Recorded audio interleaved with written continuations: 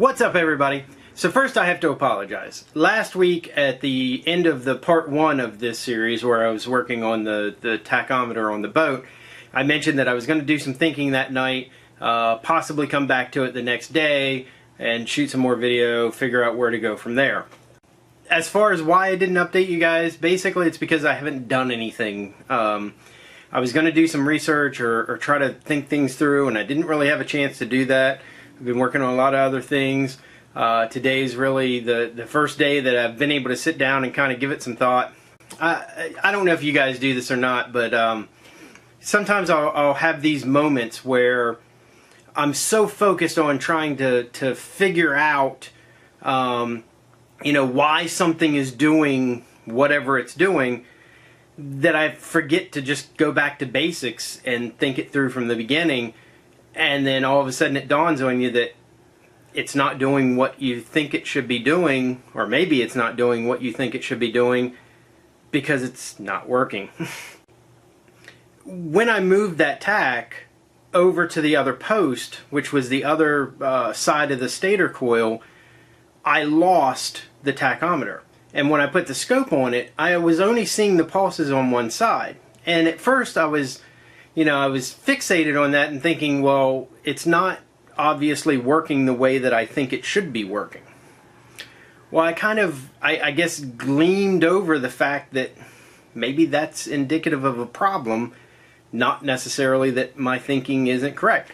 So when I really thought about it and went back to basics, I realized that it has to be working the way that I thought it was. Under the flywheel, you've got the stator coil itself. One part of that runs that charging circuit. So there's a coil under there. The flywheel has a bunch of magnets in it, and each time that one of those magnets goes by that stator coil, it's generating an electrical pulse. So, it's the same principle as an electromagnet, for example. If you've got, it's the left-hand rule. So if you've got a current, conventional current running, through a wire, say like where my thumb is, then there's going to be a magnetic field that wraps around it the way that my fingers are going. So that's how you can kind of tell. So that's why the magnetic field is opposite of the electrical, or the direction of the current flow. If you're talking about electron flow, then it's backwards, so it's kind of the left-hand rule. But anyway, the same principle that electric motors work on. You have a coil with permanent magnets in the motor, and when you run, there's all sorts of different designs, but basically you run an electrical current through a coil and it creates a magnetic field that repels or attracts the permanent magnets within the motor itself. A generator is basically the exact opposite of that design. So now you're turning or moving a permanent magnet near a coil, and so now you're passing a magnetic field through that coil, which is going to do the exact opposite and generate a current within that wire. Again, just going back to basics, there's no other way for it to work. So the charging coil is a generator. That's essentially what's happening. So you've got these magnets on the flywheel that are going past this coil, and it's generating an electrical current flowing through that coil. Well, there's two yellow wires coming off of there that are going to that rectifier. Those are the coil. It's not multiple wires, there's not different, it's a coil. That coil is not grounded. I did check that. So in no way is there any sort of other electrical connection to that coil. That's why they're both yellow. That's why it doesn't matter, because it's just either side of that coil. Which means passing those magnets over there, you're going to get an AC current, which is why there's a rectifier. Again, going back to basics and thinking it through, it made perfect sense. So I should have been seeing the exact same thing, technically an exact out of phase thing, on that other leg. So the fact that I wasn't tells me that there's a problem with that rectifier. When we're looking at one side of that coil, we're seeing those pulses clear as day. On the other side, we could see a little bit of something there, but it was pretty much just flat. And again, the tachometer wasn't responding. So I think what may even be happening, and without hooking the scope back up, or perhaps running back through the video, I'll have to see if I can go back through the video. I couldn't see the screen of the scope in the video real well.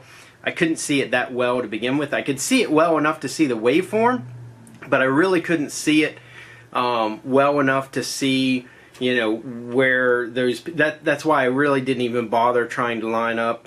You know, on a scope you can take the cursors and move it and get an exact frequency of a wave or whatever. I didn't bother doing anything like that because at the time it really wasn't important to me. But anyway, my point is, whether I can see it in the movie or not, if it's not worth me going back to do.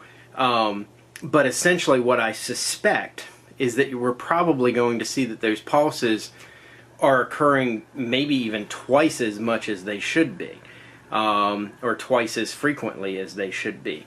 And I suspect that somewhere in that rectifier, that's what's happening, is on that one output, we're actually seeing both sides of the coil reacting essentially. So at the tachometer, we're seeing twice the amount of pulses that we would normally see. What essentially is happening, I think, is that you know, it's almost like we've referenced that one side of that coil to ground. So it's staying at ground. That's why you're not really seeing much of any variation in there. It's essentially shorted directly to ground.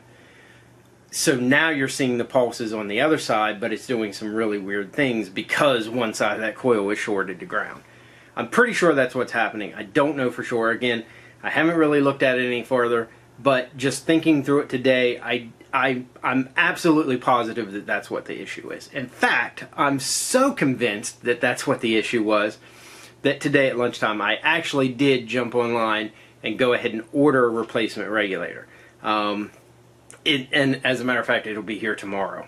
It was free to have it shipped overnight, so and it was really cheap to begin with, so I'm not really out anything if it doesn't work, or if that's not what it was. But so that again, everything lines up, everything makes sense.